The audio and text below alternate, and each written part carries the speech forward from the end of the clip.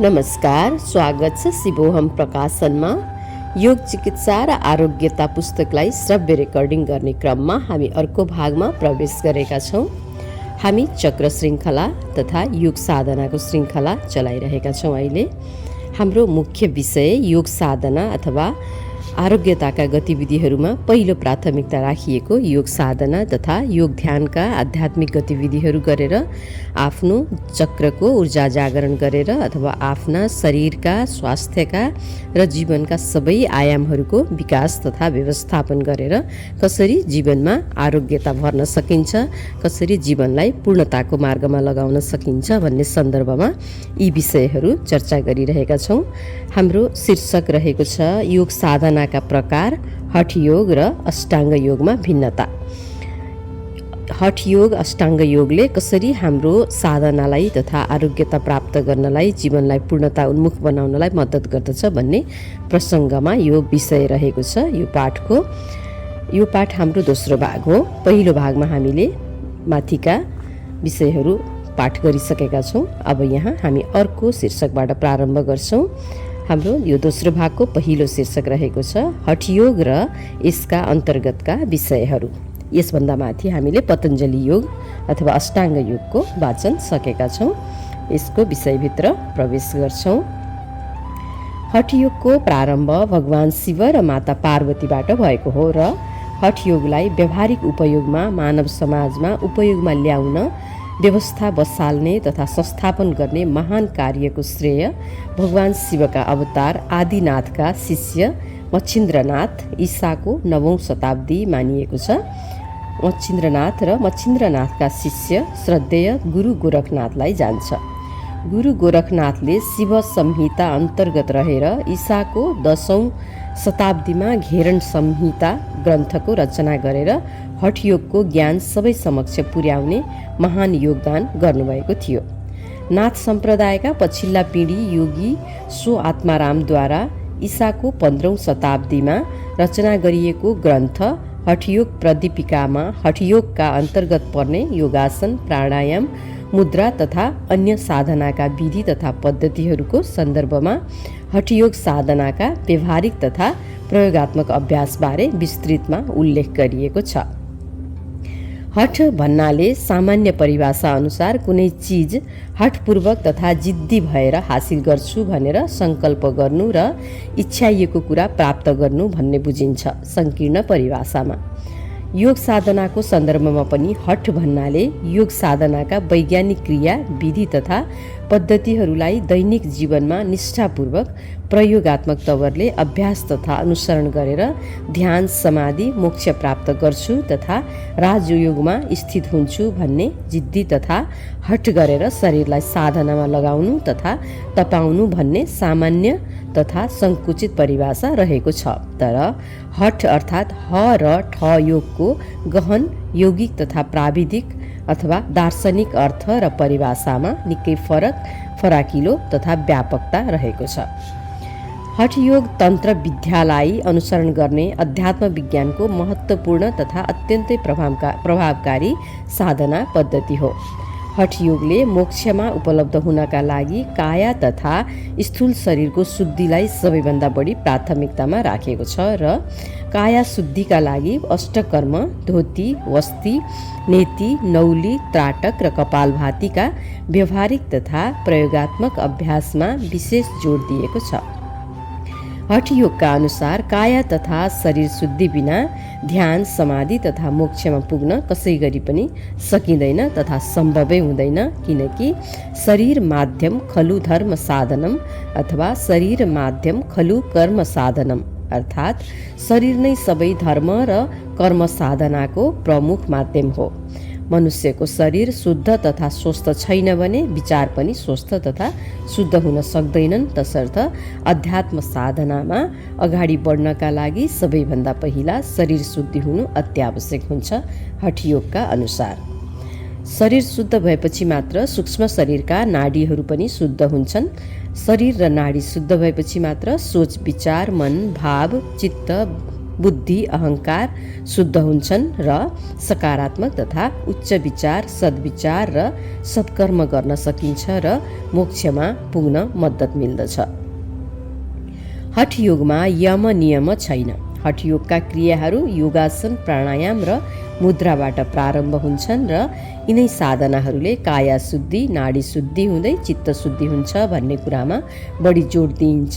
तर अष्टाङ्ग योगले सबैभन्दा पहिला चित्त शुद्धि भएपछि मात्र क्रमशः काया र नाडीहरूको शुद्धि हुन्छ र तब मात्र मोक्षको मार्गमा अगाडि बढ्न सकिन्छ भन्ने कुरामा जोड दिन्छ। तसर्थ अष्टाङ्ग योगले चित्त तथा मनलाई साधनाको मूल केन्द्रबिन्दु मान्दछ। अष्टाङ्ग योगले मनुष्य नैतिकवान नभइकन आध्यात्मिक हुनै सक्दैन भन्ने सर्वमान्य मान्यता राख्दछ। अङ्ग्रेजीमा पनि भन्ने गरिन्छ कि without being moral nobody can be spiritual, अर्थात् मनुष्यको चित्त तथा मन शुद्ध छैन भने कोही पनि आध्यात्मिक हुन सक्दैन र आफ्नो आन्तरिक विकास तथा आध्यात्मिक प्रगतिका लागि योगासन प्राणायाम मुद्रा तथा अगाडिका अन्य साधनाका विधिहरूमा आवश्यकता अनुसार भित्र प्रवेश गर्न नै सक्दैन। महर्षि पतञ्जलिका अनुसार सबै मानिस योग तथा ध्यान साधनाका लागि अनुकूल हुँदैनन् र सबै मानिस ध्यान तथा समाधितर्फ जान पनि सक्दैनन्।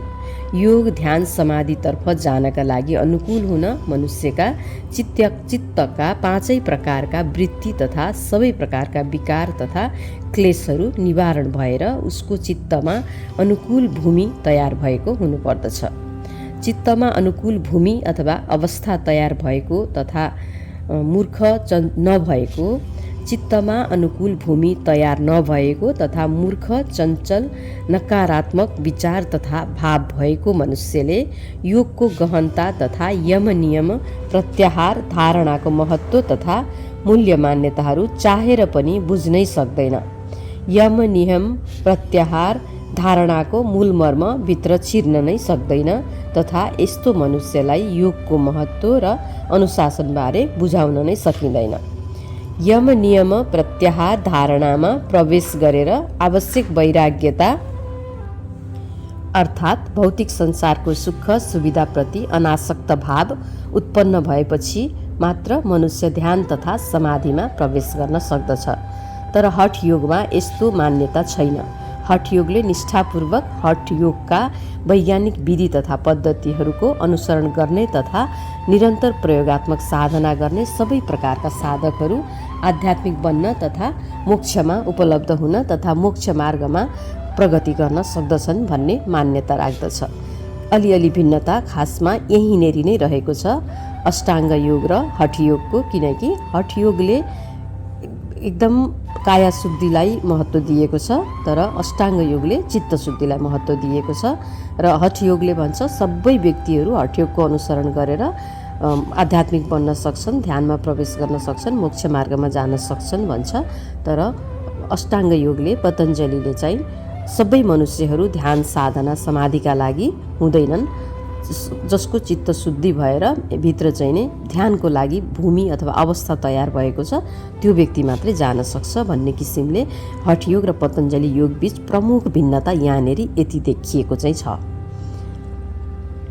अष्टाङ्ग योगमा उल्लेखित आसन स्थिरम सुखम आसनम हो, अर्थात् निश्चित समयावधिका लागि ध्यान तथा समाधिमा प्रवेश गर्न केही मिनेट तथा केही घण्टा कति पनि हलचल नगरिकन बकोबत अथवा बगुल्लोको जस्तो स्थिर भएर एकै आसनमा रहनु अनिवार्य हुन्छ र आसन विधि सही ढङ्गले गर्नका लागि योगासन प्राणायाम मुद्रा तथा क्रियाहरूको योग साधनाका अन्य प्रक्रियाहरू अथवा प्रकारहरूका विधि तथा प्रक्रिया पद्धतिहरू अवलम्बन गरेर अथवा यिनको प्रयोगात्मक अभ्यास गरेर आफ्नो शरीरलाई त्यस अनुकूल तयार गर्नुपर्दछ।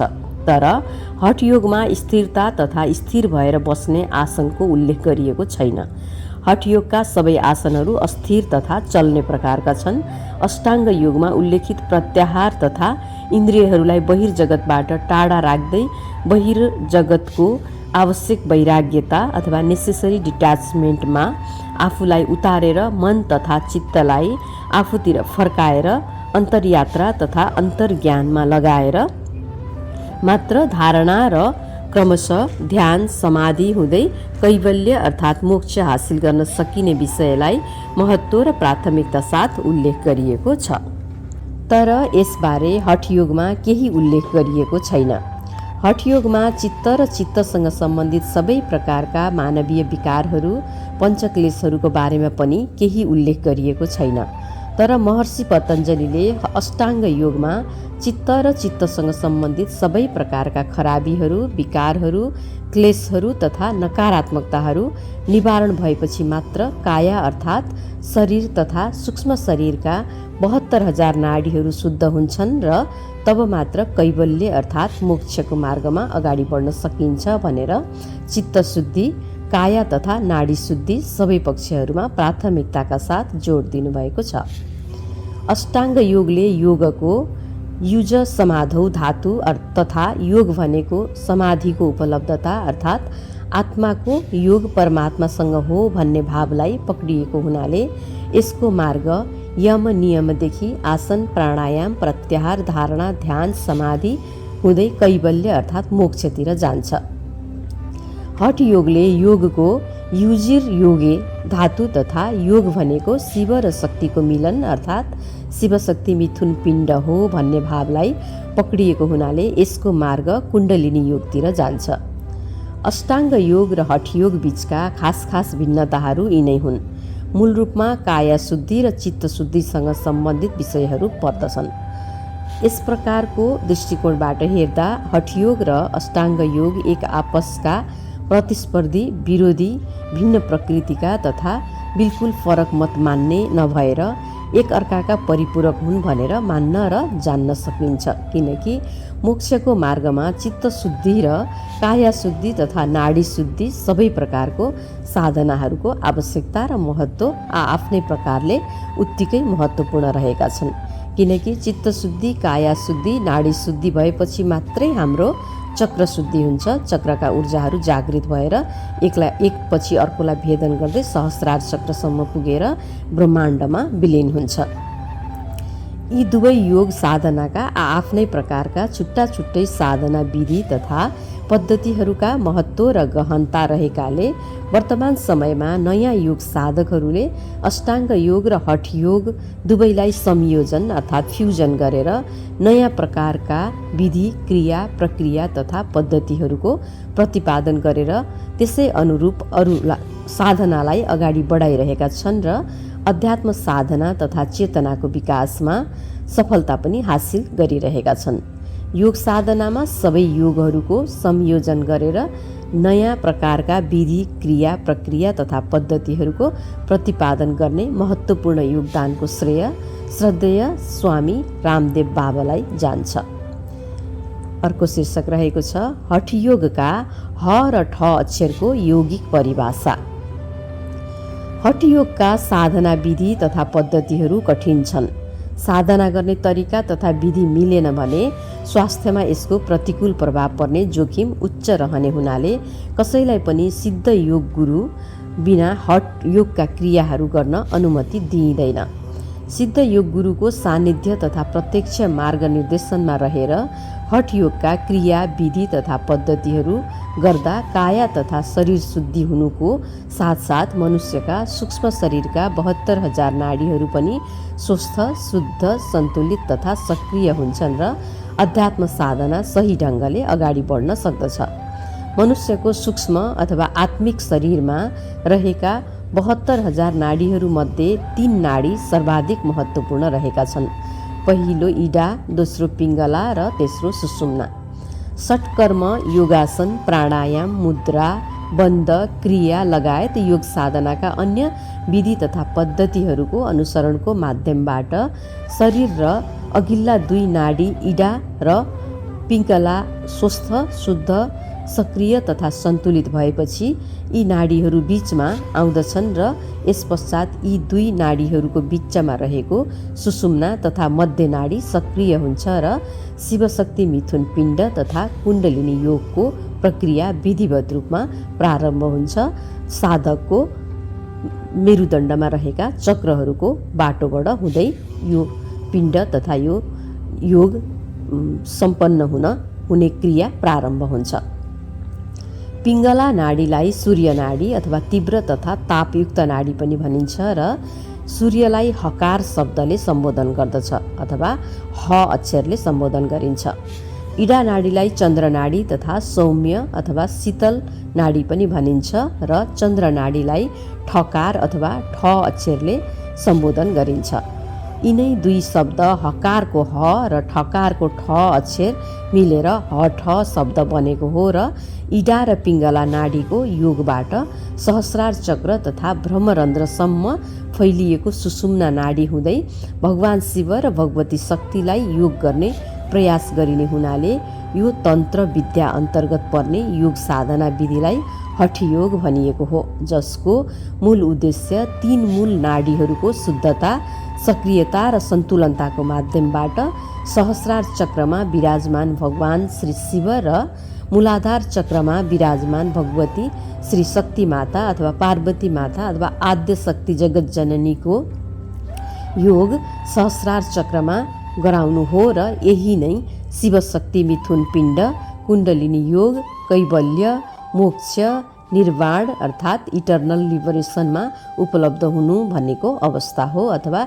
इन्लाइटमेन्ट हुनु, बुद्धत्वमा उपलब्ध हुनु अथवा चेतना चैतन्य बन्नु, आत्मा सिद्ध हुनु, आत्मा र परमात्माको योग हुनु, परमात्मामा योगस्थ हुनु, जन्म मृत्युको चक्रबाट माथि उठ्नु, संसारको भवसागरबाट माथि उठ्नु, स्वर्ग जानु, वैकुण्ठ जानु, गोलोक जानु, सबै सम्बोधनहरू यही अवस्थालाई मानिएको छ। सनातन पूर्वीय अध्यात्मका शास्त्रहरूमा, ज्ञानहरूमा, विज्ञानहरूमा यस सन्दर्भमा हामीले खोजेर अझै ज्ञान बढाउन सक्छौँ। हाम्रो अर्को शीर्षक रहेको छ ब्रह्माण्डको महाशक्ति कुण्डलिनी ऊर्जाको चक्र प्रवेश। सुषुम्ना नाडी जागृत भएर साधक समाधिको गहन अवस्थामा पुगेपछि ऊ बिस्तारै प्रकृति तथा भौतिक संसारले फैलाएको भ्रम, मिथ्या तथा माया जालबाट तिरोणातीत अर्थात् मुक्त हुन्छ र बिस्तारै कैवल्य तथा मोक्षमा उपलब्ध हुने मार्गमा अग्रसर हुन्छ। सुषुम्ना नाडी जागृत भएपछि सर्वप्रथम यस नाडीको माध्यमबाट मूलाधार चक्रको नजिकै सुसुप्त अवस्थामा रहेको ब्रह्माण्डको महाशक्ति कुण्डलिनी ऊर्जा जागृत हुन्छ र एक एक गरी 7वटै चक्र भेदन गर्दै शरीर तथा शिरको सबैभन्दा माथिल्लो भाग ब्रह्मरन्ध्र तथा सहस्रार चक्रमा पुग्दछ। ब्रह्मरन्ध्रलाई सनातन अध्यात्म विज्ञानले 10औं द्वार तथा मोक्षको ढोका मान्दछ। ब्रह्माण्डको महाशक्ति कुण्डलिनी ऊर्जा जागृत भएपछि साधकलाई आफ्नो शरीरभित्र महाशक्ति जागेको तथा ऊर्जाको महाविस्फोट भएको स्पष्ट अनुभूति हुन्छ। योग तथा ध्यान साधनाको निरन्तरतासँगै जागृत भएको कुण्डलिनी ऊर्जा सर्वप्रथम मूलाधार चक्रमा प्रवेश गर्दछ र यस चक्रसँग सम्बन्धित शरीरका, स्वास्थ्यका, जीवनका सबै आयामहरू शारीरिक, मानसिक, भावनात्मक, बौद्धिक, आत्मिक अर्थात् चेतनात्मक, समृद्धि, स्वास्थ्य, नाता, सम्बन्ध, अध्ययन, पेसा, व्यवसाय आदि सारा कुराहरूको फाइदा मिल्न थाल्छ। विकार तथा रोगहरूको निवारण हुन्छ र साधकलाई आफ्नो तन, मन, भावना, चेतना, बुद्धि, जीवनमा मूलाधार चक्र जागृत भएपछि प्राप्त हुने सबै प्रकारका लाभहरूको अनुभूति हुन थाल्छ। यस सँगसँगै पराभौतिक संसारका केही दिव्य अनुभूतिहरू पनि हुन प्रारम्भ हुन्छ। साधकलाई यदि उसले निष्ठापूर्वक साधना गरेर चक्रको ऊर्जा जागरण गरेर चक्रलाई सन्तुलित गरेर ऊर्जालाई ऊर्ध्वगमन बनाएको छ भने। यसपछि कुण्डलिनी ऊर्जा स्वाधिष्ठान चक्रमा प्रवेश गर्दछ र यस चक्रसँग सम्बन्धित शरीरका आयामहरू, स्वास्थ्यका आयामहरू र जीवनकै सबै आयामहरूका सारा विकार तथा रोगहरूको निवारण गर्दछ र साधकलाई आफ्नो तन, मन, भावना, चेतना तथा जीवनमा स्वाधिष्ठान चक्र जागृत भएपछि प्राप्त हुने सबै प्रकारका भौतिक, पराभौतिक लाभहरूको अनुभूति हुन थाल्दछ।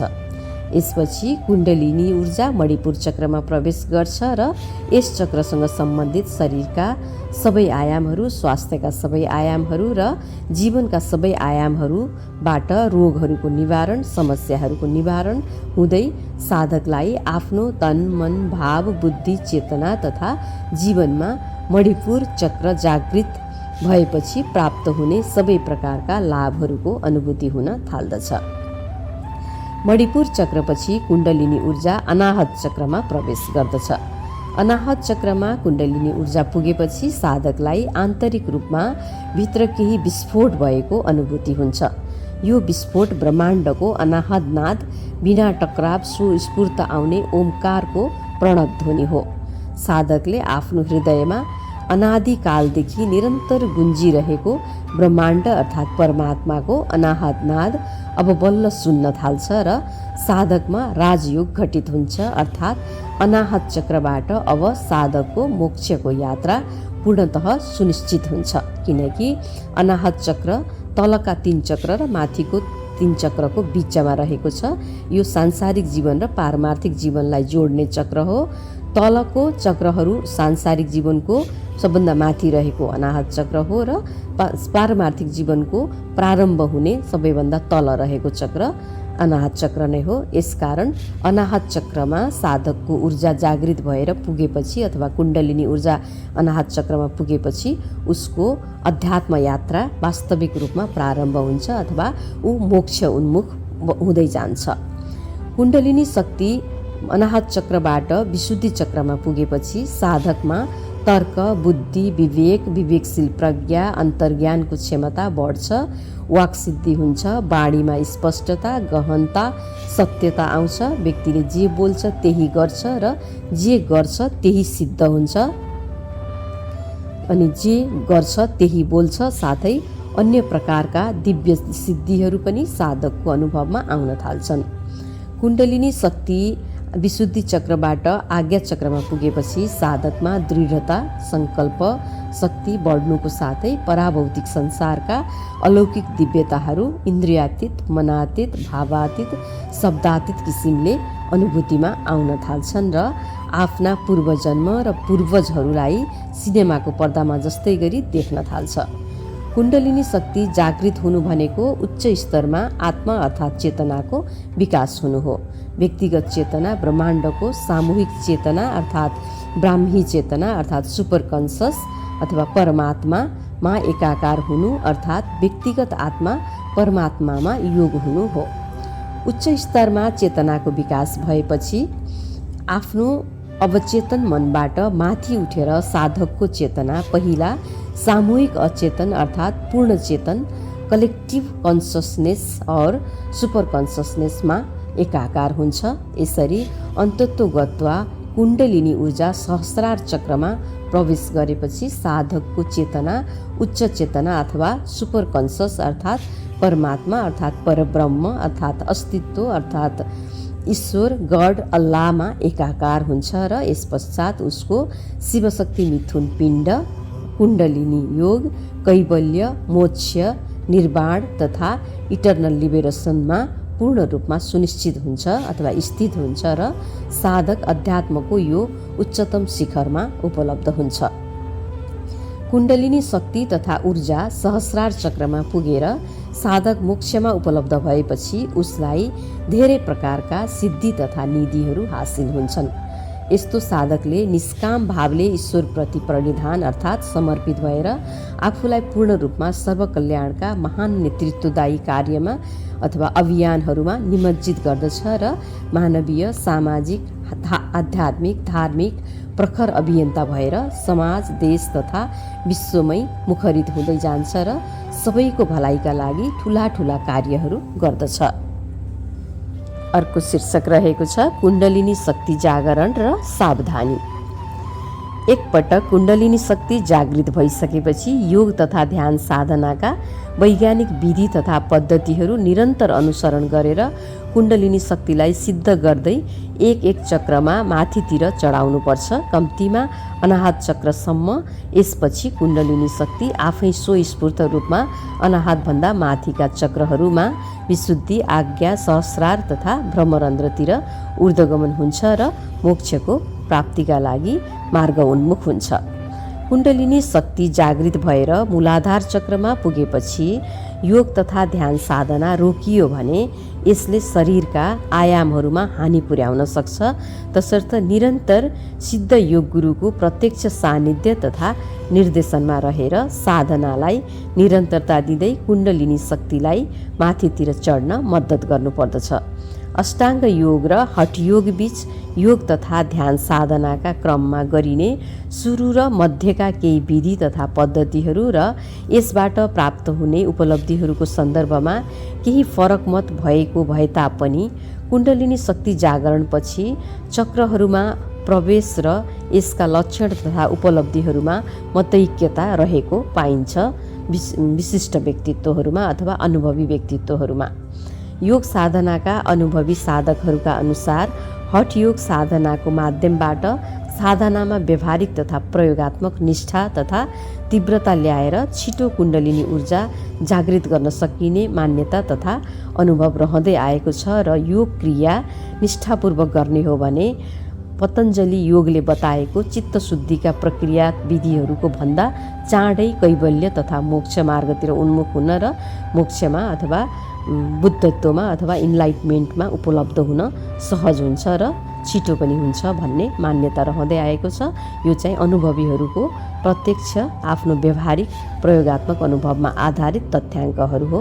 यस सन्दर्भमा खोजेर बुझेर हामीले आफ्नो ज्ञान बढाउन सक्छौँ।